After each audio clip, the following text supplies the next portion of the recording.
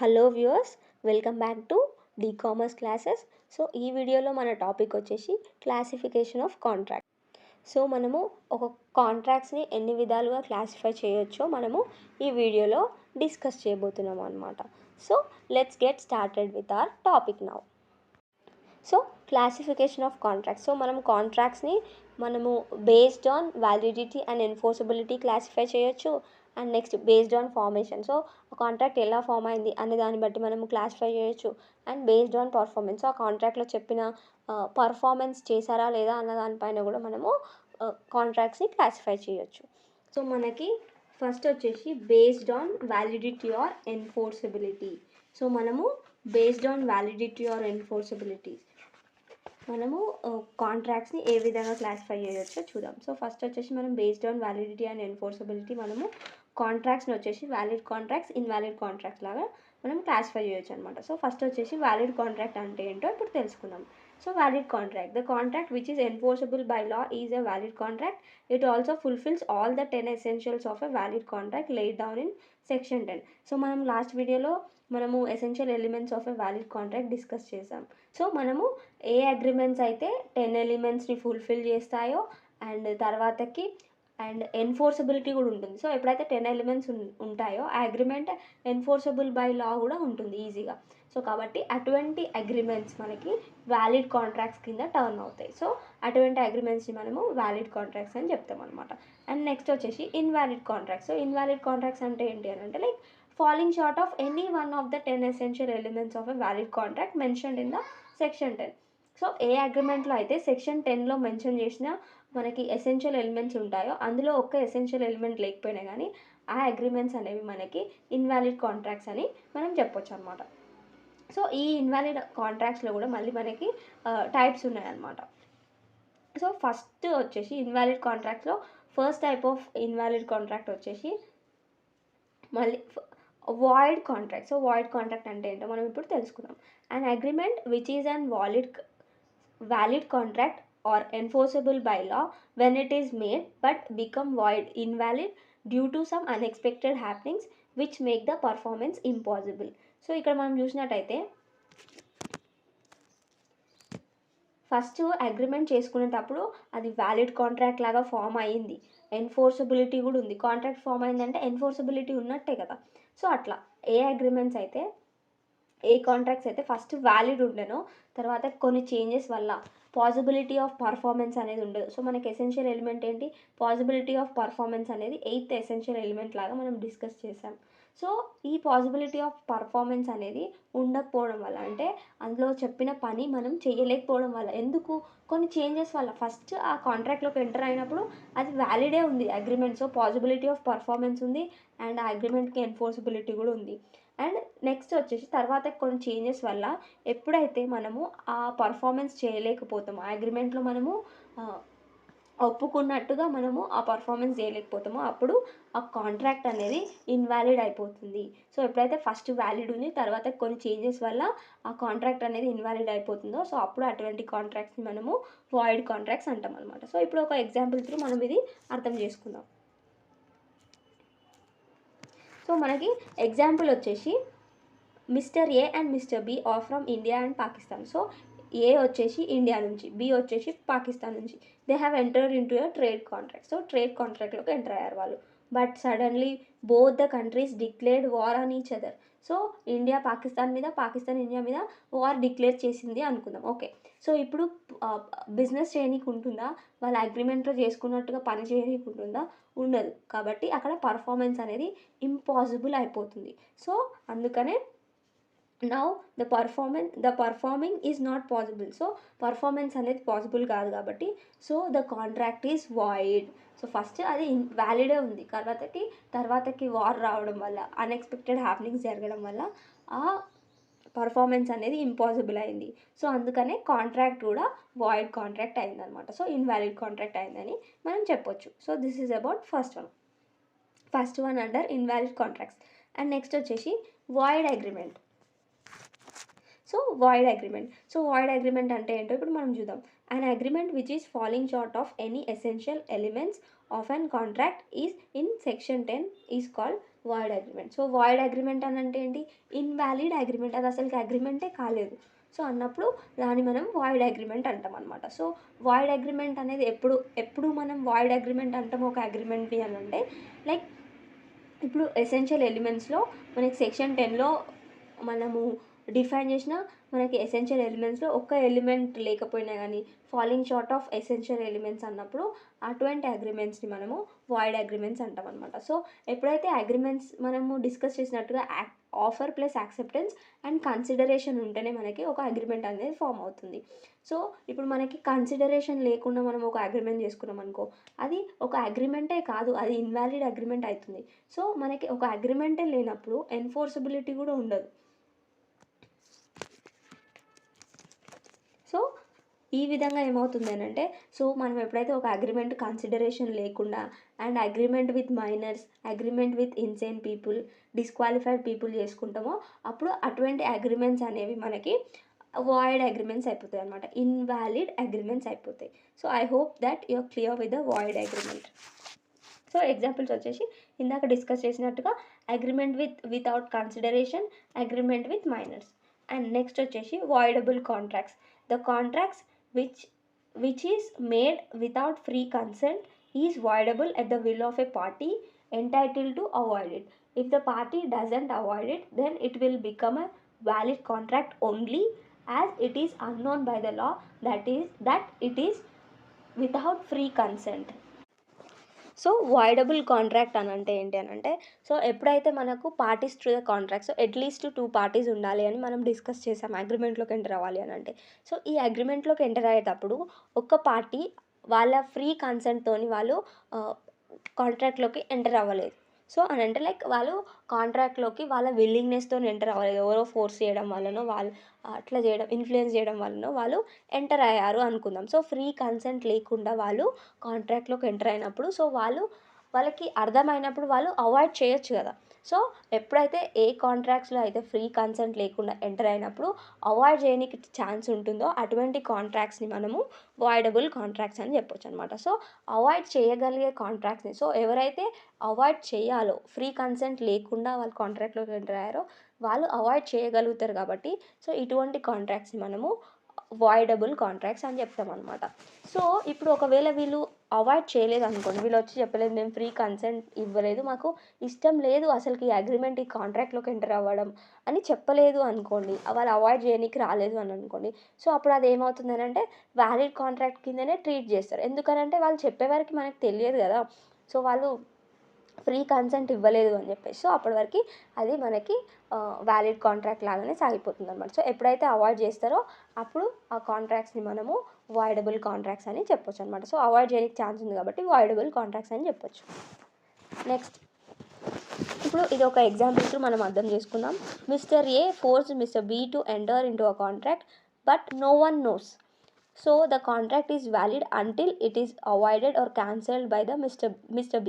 If Mr. B repudiate the contract, it is a voidable contract as it can be avoided, as he can avoid it. So ఇందాక చెప్పినట్టుగా ఏ వచ్చేసి బీని force చేసిండు కాంట్రాక్ట్లోకి enter అవ్వాలని, కానీ మనకు తెలుసా బీని ఫోర్స్ చేసి కాంట్రాక్ట్లోకి ఎంటర్ అవ్వమన్నారని తెలియదు. సో కాబట్టి బి ఆ అగ్రిమెంట్ని క్యాన్సిల్ చేసుకునే వరకు, ఆ కాంట్రాక్ట్ని అవాయిడ్ చేసుకునే వరకు అది వ్యాలిడ్ కాంట్రాక్ట్ లాగానే ఉంటుంది. సో ఎప్పుడైతే బి దాన్ని క్యాన్సిల్ చేస్తాడో అప్పుడు ఆ కాంట్రాక్ట్ అనేది వాయిడబుల్ కాంట్రాక్ట్ అవుతుంది అనమాట. ఎందుకనంటే అతను అవాయిడ్ చేయగలుగుతుండు ఆ కాంట్రాక్ట్ని కాబట్టి. So this is about voidable contract. So ఈ వాయిడబుల్ కాంట్రాక్ట్ మనము డిస్కస్ చేసేటప్పుడు 2 పాయింట్స్ని మనం గుర్తుపెట్టుకోవాలి. సో ఆ 2 పాయింట్స్ ఏంటి అని అంటే, సో ఎప్పుడైతే if the party rescinding cancelling the contract made loss he can ask for damages. So మనము ఫోర్స్ఫుల్గా ఫ్రీ కన్సెంట్ లేకుండా ఒక కాంట్రాక్ట్లోకి ఎంటర్ అయినప్పుడు, ఆ కాంట్రాక్ట్లోకి ఎంటర్ అవ్వడం వల్ల మనకి ఏదైనా డ్యామేజెస్ మనకి ఏదైనా లాసెస్ వచ్చినప్పుడు మనము దానికోసం కాంపెన్సేషన్గా డ్యామేజెస్ అడగడానికి ఉంటుంది. అండ్ తర్వాతకి if he got profit he should give it to another party from whom it is received. So మనకి లాస్ వచ్చినప్పుడు మనం కాంపెన్సేషన్ అడిగినాం రైటే, మరి ప్రాఫిట్స్ వస్తే మన దగ్గరనే పెట్టుకోవాలా, అట్లా పెట్టుకోవద్దు. మనకి ఏదైనా ప్రాఫిట్స్ వస్తే అవి రిటర్న్ చేసేయాలి, లాస్ వస్తే కాంపెన్సేషన్ అడగాలి. So this is about voidable contract. And next వచ్చేసి unenforceable contracts. So unenforceable contracts, the contracts which are not enforceable by law due to some technical defects like absence of written form, proper stamp, or unenforceable contracts, they become invalid until the defects are rectified or corrected. So మనకి కొన్ని technical defects వల్ల like proper return form లేకపోవడం వల్ల కాంట్రాక్ట్లోకి enter అయినప్పుడు మనము return form ఇదంతా పెట్టుకోవాలి, లేకపోతే అది ఎన్ఫోర్స్ అవ్వదు అనే ఒక సిచ్యువేషన్ ఉంటుంది. సో మనం డిస్కస్ చేసినప్పుడు మనకి లీగల్ ఫార్మాలిటీస్ అన్నాం, కొన్ని మనకి రిటర్న్ ఫామ్లో ఉండాలి, కొన్ని రిజిస్టర్ చేయాలి అని చెప్పి. సో అట్లాంటివి లేనప్పుడు టెక్నికల్ డిఫెక్ట్స్ అంటాం అనమాట ఇవన్నీ. సో అట్లా మనకి రిజిస్ట్రేషన్ రిటర్న్ ఫామ్ లేనప్పుడు అండ్ ప్రాపర్ స్టాంప్, ఒక స్టాంప్ పెట్టాల్సిన దగ్గర ఇంకొక స్టాంప్ పెట్టినప్పుడు అది అన్ఎన్ఫోర్సబుల్ బై లా అనమాట. సో ఇటువంటి కాంట్రాక్ట్స్ అన్నీ లా ఎన్ఫోర్స్ చేయదు. సో లా ద్వారా ఎన్ఫోర్స్ చేయదు. సో ఎప్పటివరకు ఎన్ఫోర్స్ చేయదు అని అంటే మనకి ఆ టెక్నికల్ డిఫెక్ట్స్ అన్ని కరెక్ట్ చేసుకునే వరకు లా అనేది ఎన్ఫోర్స్ చేయదు. సో అప్పటి వరకు అది అన్ఎన్ఫోర్సబుల్ కాంట్రాక్ట్స్ లాగా ఉండిపోతాయి. సో ఆ టెక్నికల్ డిఫెక్ట్స్ అన్నింటిని మనం కరెక్ట్ చేసుకుంటే అది ఎన్ఫోర్సబుల్ అవుతుంది. సో అప్పుడు అవి ఎన్ఫోర్సబుల్ కాంట్రాక్ట్స్ అవుతాయి. కానీ ఆ టెక్నికల్ డిఫెక్ట్స్ ఉన్నంత వరకు ఆ కాంట్రాక్ట్స్ అనేవి అన్ఎన్ఫోర్సబుల్ కాంట్రాక్ట్స్ అని మనం చెప్పొచ్చు అనమాట. So this is about unenforceable contract. Next వచ్చేసి illegal agreements, the agreements which are made to do the things which are prohibited by law are called as illegal agreements. So ఎప్పుడైతే మనము ఒక agreement చేసుకుంటామో ఒక పని చేయాలని, సో ఆ పని ఎట్లా ఉండాలని అంటే లా ద్వారా ప్రొహిబిటెడ్ అయి ఉండొద్దు. సో లా బ్యాన్ చేసి ఉండొద్దు ఆ పనులని. సో ఎప్పుడైతే మనము లా బ్యాన్ చేసిన, లా ప్రొహిబిట్ చేసిన అగ్రిమెంట్స్లోకి ఎంటర్ అవుతామో, ఆ పని లా ప్రొహిబిట్ చేసిన పని చేయడం కోసం మనము అగ్రిమెంట్లోకి ఎంటర్ అవుతామో ఆ అగ్రిమెంట్స్ని మనము ఇల్లీగల్ అగ్రిమెంట్స్ అంటాం అనమాట. ఎందుకంటే లా చేయొద్దు అని చెప్పింది, లీగల్గా చేయొద్దు అని చెప్పింది, కానీ మనము ఇల్లీగల్గా చేయాలి అని అనుకుంటున్నాం. సో కాబట్టి అవి ఇల్లీగల్ అగ్రిమెంట్స్ అవుతాయి అనమాట. సో ఎగ్జాంపుల్ వచ్చేసి agreement to transport drugs. So drugs సరఫరా చేయరని లా చెప్తుందా? చెప్పదు. అది ఒకవేళ మనం అటువంటి అగ్రిమెంట్లోకి ఎంటర్ అయితే అది ఇల్లీగల్ అగ్రిమెంట్ అవుతుంది. And next endanger species. So ఏవైతే మనకి చాలా తక్కువ స్పీషీస్ ఉన్నాయో అవి ట్రాన్స్పోర్ట్ చేస్తూ ఉంటారు, మనం ఎయిర్పోర్ట్లో పట్టుకుంటూ ఉంటారు, మనం న్యూస్ చూసినట్టయితే. సో అవి కూడా illegal things, illegal agreements. Rare plants ఇవన్నీ క్యారీ చేయడం, స్మగ్లింగ్, బ్లాక్ మార్కెటింగ్, సో ఇవన్నీ కూడా ఇల్లీగల్ థింగ్సే మనకి. So this is about illegal agreement. So illegal agreement అంటే లా ప్రొహిబిట్ చేసిన పనులు చేయడం కోసం మనము అగ్రిమెంట్లోకి ఎంటర్ అవుతే అటువంటి అగ్రిమెంట్స్ మనము ఇల్లీగల్ అగ్రిమెంట్స్ అని చెప్తాం అనమాట. సో మనకి ఈ ఇల్లీగల్ అగ్రిమెంట్స్తో మనకి classification based on validity or ఎన్ఫోర్సబిలిటీలో మనకి టైప్స్ ఆఫ్ కాంట్రాక్ట్స్ అనేవి అయిపోయాయి అనమాట. So based on validity or enforceability మనకి వ్యాలిడ్ కాంట్రాక్ట్స్, ఇన్వాలిడ్ కాంట్రాక్ట్స్ లాగా మనం డివైడ్ చేసినాం. సో వ్యాలిడ్ కాంట్రాక్ట్స్ అనేది ఒకటే ఉంది. ఇన్వాలిడ్ కాంట్రాక్ట్స్లో మనకి void contracts, void agreement, voidable contract, unenforceable contract, illegal agreement అనేవి మనకి ఉన్నాయి అన్నమాట. So this is about first classification based on validity or enforceability. And next వచ్చేసి classification of contracts based on formation. So ఒక contract ఎలా form అయింది అనే దాన్ని బట్టి కూడా మనము కాంట్రాక్ట్స్ని డివైడ్ చేయొచ్చు అనమాట కొన్ని టైప్స్గా. సో అవేంటో మనం ఇప్పుడు డిస్కస్ చేద్దాం. సో బేస్డ్ ఆన్ ఫార్మేషన్ వచ్చేసి first one express contract. So express contract అంటే ఏంటో మనం ఇప్పుడు తెలుసుకుందాం. So the contracts which is made through mutual negotiation, అంటే మాట్లాడుకొని and proposal and offer are made in words is called as express contract. So ఇక్కడ మనకు వచ్చేసి మనము ఎక్స్ప్రెస్ కాంట్రాక్ట్ అని అంటే ఏంటంటే ఎప్పుడైతే రాసి చెప్పినా, ఎక్స్ప్రెస్ చేస్తున్నాం మనం బయటికి మన ఇంటెన్షన్ని, సో అన్నప్పుడు రాసి చెప్పినా అండ్ మాటలతో చెప్పినా కానీ అందు ద్వారా ఆఫర్ అండ్ యాక్సెప్టెన్స్ వస్తే అటువంటి కాంట్రాక్ట్స్ని మనము ఎక్స్ప్రెస్ కాంట్రాక్ట్స్ అంటాం.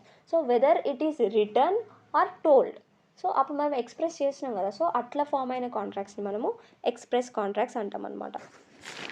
అండ్ ఎగ్జాంపుల్ వచ్చేసి mister A says to mister B that he will give his bike to B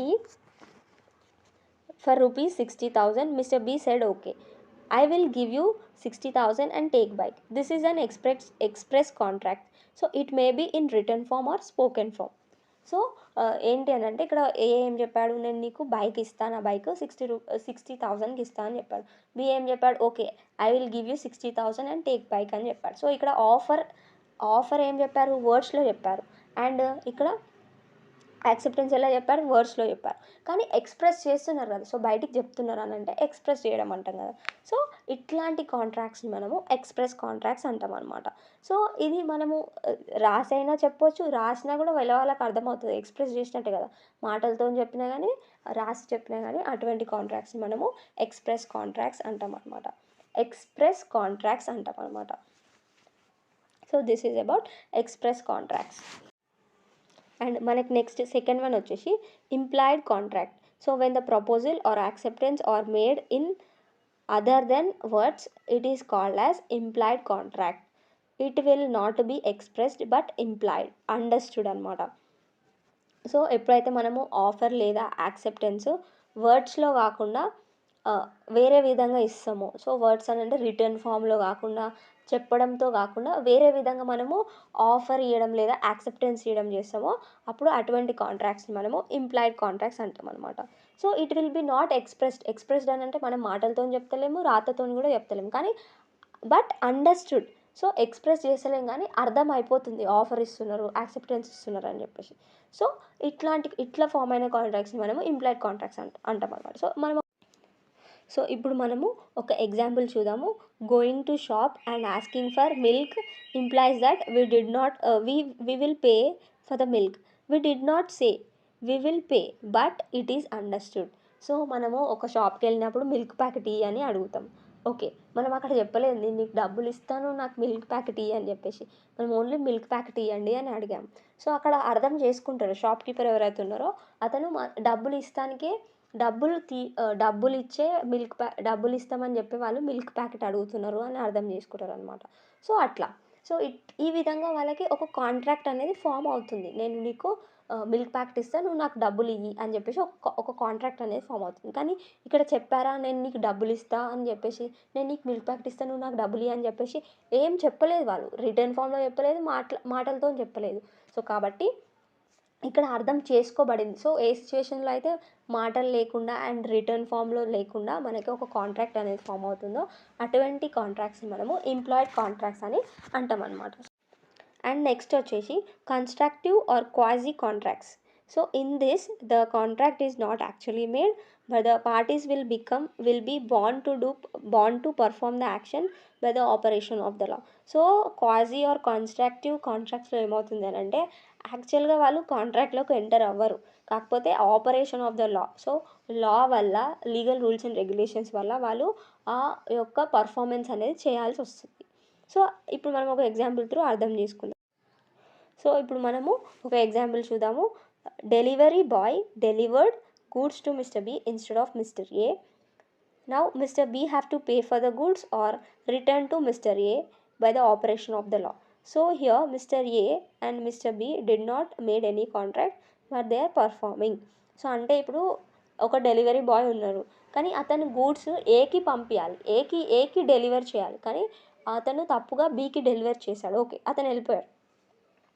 ఇప్పుడు బి ఏం చేయాలి, అవిటికి మనీ అన్న పే చేయాలి, లేకపోతే ఏకి అన్న రిటర్న్ చేయాలి.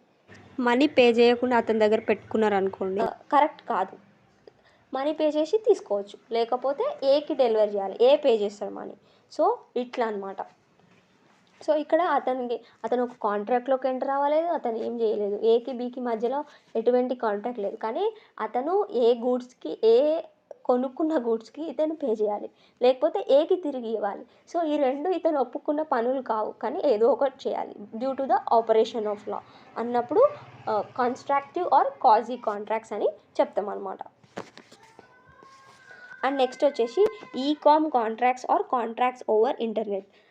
when the contracts are made using the internet, they are called as e-com contracts or contracts over internet. They are also known as EDI, electronic data interchange contracts, cyber contracts, mouse click contracts. So ఇక్కడ మనము ఎప్పుడైతే contracts internet use చేసి చేస్తామో అని అంటే using internet కాంట్రాక్ట్లోకి enter అవుతామో అటువంటి కాంట్రాక్ట్స్ని మనము ecom contracts or contracts over internets అంటాం అనమాట. సో ఇటువంటి కాంట్రాక్ట్స్ని మనము ఈడిఐ అని కూడా అంటాం అనమాట. ఎలక్ట్రానిక్ డేటా ఇంటర్చేంజ్ కాంట్రాక్ట్స్ అంటాము, అండ్ తర్వాత cyber contracts, mouse click contracts అని కూడా మనం చెప్తాం అనమాట. So this is about ecom contracts or contracts over internet. Next వచ్చేసి standard form contracts. The contracts in which the conditions are pre drafted or standard form contracts. So ఏ సిచ్యువేషన్లో అయితే మనము కాంట్రాక్ట్లోకి స్టాండర్డ్ ఫామ్ మీద సైన్ చేయడం ద్వారా enter అవుతామో అటువంటి కాంట్రాక్ట్స్ని మనము స్టాండర్డ్ ఫామ్ కాంట్రాక్ట్స్ అంటాం అనమాట. సో ఫర్ ఎగ్జాంపుల్ ఇప్పుడు మనం బ్యాంక్కి వెళ్తాం. సో ఇక్కడ మనకి బ్యాంక్స్ అందరితో మాట్లాడలేవు కదా. సో అప్పుడు ఏం చేస్తారు, వాళ్ళు ఒక స్టాండర్డ్ ఫామ్ చేసి పెడతారు అనమాట. సో దాంట్లో మనం డీటెయిల్స్ అన్ని ఫిల్ చేసి వాళ్ళు చెప్పిన అంటే వాళ్ళు ఏమైనా ఆఫర్ ఇస్తున్నారు, మేము మీ డబ్బులు దాచిపెడతాము అని చెప్పేసి ఆఫర్ ఇస్తున్నారు, మా దగ్గర దాచిపెట్టండి అని చెప్పేసి ఆఫర్ ఇస్తున్నారు. సో బ్యాంక్స్ అంటే అది కదా. సో ఇది స్టాండర్డ్ ఫామ్లో rules and regulations, terms and conditions అన్ని ప్రీ డ్రాఫ్ట్ చేసి పెడతారు. అప్పుడు మనం ఏం చేస్తాం, అవన్నీ యాక్సెప్ట్ చేస్తున్నట్టు సైన్ చేస్తాం. సో ఇట్లా ఫామ్ అయిన కాంట్రాక్ట్స్ని మనము స్టాండర్డ్ ఫామ్ కాంట్రాక్ట్స్ అంటాం అనమాట. So this is all about the classification of contracts based on formation. First వచ్చేసి express, implied and constructive or quasi. Next వచ్చేసి ఈకామ్ కాంట్రాక్ట్స్ అండ్ నెక్స్ట్ వచ్చేసి standard form contracts. So this is all about the classification of contracts based on formation. Next వచ్చేసి based on performance. So performance చేశారా లేదా అనే దాన్ని బట్టి మనకి contracts అనేవి ఏ విధంగా క్లాసిఫై అవుతాయో మనం ఇప్పుడు చూద్దాం. సో ఫస్ట్ వన్ వచ్చేసి executed contract. So based on performance వచ్చేసి మనకి ఎగ్జిక్యూటెడ్ అండ్ ఎగ్జిక్యూటరీ లాగా మనకి క్లాసిఫై అయ్యాయి అన్నమాట. సో ఇవేంటో మనము డిస్కస్ చేద్దాం ఇప్పుడు. So executed contracts. So it is the contract where the parties have performed their obligations, works or duties as per the contracts. It is called as complete contract. It is called as completed contract అంటాం అనమాట మనం. So ఎక్కడైతే కాంట్రాక్ట్లో మనకి contract వల్ల erase అయిన obligations అంటే duties perform చేస్తారు, అంటే అక్కడ పర్ఫార్మెన్స్ అనేది అయిపోయింది, వాళ్ళు చేయాల్సిన పర్ఫార్మెన్స్ అనేది చేసేసారు అన్నప్పుడు అటువంటి కాంట్రాక్ట్స్ని మనము executed contracts or else completed contracts అని అంటాం అనమాట. సో ఎగ్జాంపుల్ వచ్చేసి mister A offer his car at ₹50,000 to mister B. Mister B accepted it. Now mister A gave his car to Mr. B and Mr. B gave 50,000 to Mr. A. So the contract is completed or executed. So example చదివినప్పుడు అర్థమైంది కదా. So ఏ బీకి car ఇస్తా అని చెప్పాడు and B ఏకి okay accept చేశాను, నేను కార్ తీసుకుంటా మనీ ఇచ్చి. సో తర్వాత ఏమైంది, ఏ వచ్చేసి కార్ ఇచ్చేసిండు, బి వచ్చేసి మనీ ఇచ్చేసిండు. సో ఇక్కడ వాళ్ళు కార్ ఇస్తా అని చెప్పింది, మనీ ఇస్తా అని చెప్పింది, అయిపోయింది. సో కంప్లీట్ కాంట్రాక్ట్ అనేది కంప్లీట్ అయిపోయింది. ఎగ్జిక్యూటెడ్ కాంట్రాక్ట్ అంటాం అనమాట ఇట్లాంటి కాంట్రాక్ట్స్. నెక్స్ట్ సెకండ్ వచ్చేసి executory contract. So executory contract when the contract is not yet performed wholly or partially, it is called as executory contract. It means not completed and it is to be completed. So executory contract అని అంటే ఇప్పుడు ఒక work ఏదైతే ఇచ్చారో అది సగం complete కాకపోయినా whole complete కాకపోయినా అటువంటి కాంట్రాక్ట్స్ని మనము ఎగ్జిక్యూటరీ కాంట్రాక్ట్స్ అంటాం అనమాట. సో పర్ఫార్మెన్స్ హోల్ కంప్లీట్ చేయాల్సి ఉంది, ఇంకా కంప్లీట్ చేయలేదు, లేకపోతే సగం కంప్లీట్ అయింది ఇంకా సగం కంప్లీట్ చేయాలి అన్నప్పుడు ఎగ్జిక్యూట్ చేయాలి కదా ఇంకా కాంట్రాక్ట్ని, కాబట్టి ఎగ్జిక్యూటరీ కాంట్రాక్ట్ అని చెప్తుంది అనమాట. సో కంప్లీట్ చేయాలి, ఇంకా కంప్లీట్ చేయడానికి ఉంది. సో అటువంటి కాంట్రాక్ట్స్ని మనం ఎగ్జిక్యూటరీ కాంట్రాక్ట్స్ అని చెప్తాం అనమాట. సో ఈ ఎగ్జిక్యూటరీ కాంట్రాక్ట్ అనేది ఎట్లా క్లాసిఫై అయిందంటే మళ్ళీ maybe unilateral or bilateral. So unilateral అని అంటే ఒక్కరే ప్రామిస్ ఇస్తారు, బైలాటరల్ అంటే ఇద్దరు ప్రామిస్ ఇస్తారు. సో ఈ యూనిలాటరల్ బైలాటరల్ అంటే ఏంటో మనం ఇప్పుడు చూద్దాం. So unilateral contract in this the promise is exchange for the act of another of the other side. So ఒకరు ప్రామిస్కి ఇంకొకరు యాక్ట్తోని మనము ఎక్స్చేంజ్ చేసుకుంటాం అనమాట. సో వేరే వాళ్ళు ఒక యాక్ట్ చేసినప్పుడు మనము మనకి ఇచ్చిన ప్రామిస్ని ఎక్స్చేంజ్ చేసుకుంటాం అనమాట. సో అటువంటి కాంట్రాక్ట్స్ని మనము యూనిలాటరల్ కాంట్రాక్ట్స్ అంటాం అనమాట. సో ఇప్పుడు ఒక ఎగ్జాంపుల్ చూద్దాము. ఇప్పుడు ఒకరి పర్స్ పోయింది, ఒకరి గోల్డ్ పోయింది అనుకుందాం. సో నా గోల్డ్ పోయింది, నేను ఏమైనా ప్రామిస్ చేసినా ఎవరైతే ఆ గోల్డ్ని తెచ్చిస్తారో వాళ్ళకి ₹10,000 ఇస్తానని ప్రామిస్ చేసిన. సో నేను ప్రామిస్ చేస్తున్నా, వేరే వాళ్ళు యాక్ట్ చేస్తారు, వేరే వాళ్ళ యాక్ట్కి నేను ప్రామిస్ చేసినప్పుడు దాన్ని యూనిలాటరల్ కాంట్రాక్ట్ అంటాం అనమాట. సో ఇప్పుడు ఎవరైనా నాకు గోల్డ్ తెచ్చిచ్చిర్రు అనుకోండి, వెతికి తెచ్చిచ్చిర్రు అనుకోండి, సో వాళ్ళకి నేను ₹10,000 ఇవ్వాలి.